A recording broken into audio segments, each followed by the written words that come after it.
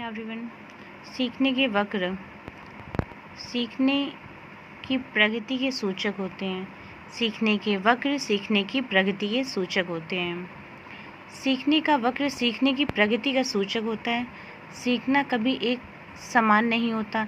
कभी सीखने में वक्र की उन्नति होती है तो कभी सीखना मंद हो जाता है, कभी सीखने में अवरोध उत्पन्न हो जाता है। मनोवैज्ञानिकों ने इसे आधार पर अधिगम को मापन रेखा चित्र खींचकर करते हैं। इसे ही अधिगम वक्र कहा जाता है। अध्यापन के समय अध्यापक को निम्नलिखित में से किसका सर्वाधिक ध्यान रखना चाहिए?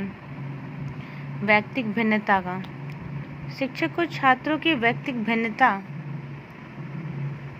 की जानकारी होना अति आवश्यक है। वैयक्तिक भिन्नता के कारण छात्रों में समझ का स्तर भिन्न भिन्न होता है।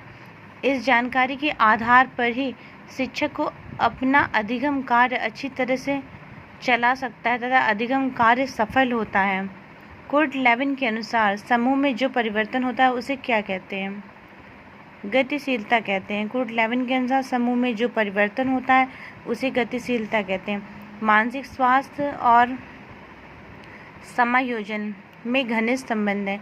वातावरण के साथ समायोजन की क्षमता मानसिक से स्वस्थ व्यक्ति का संकेत करती है। लैडेल ने मानसिक स्वास्थ्य को स्पष्ट करते हुए कहा है कि मानसिक स्वास्थ्य वास्तविकता के धरातल पर वातावरण के साथ उचित समायोजन करने की योग्यता है। निम्न में से कौन सा अधिगमकर्ता को अधिक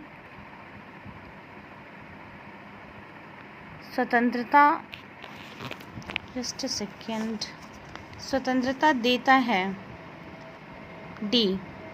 सृजनशीलता अधिगमकर्ता को नए विचारों या रचना को पैदा करने या उन्हें खोजने का भरपूर स्वतंत्र रूप से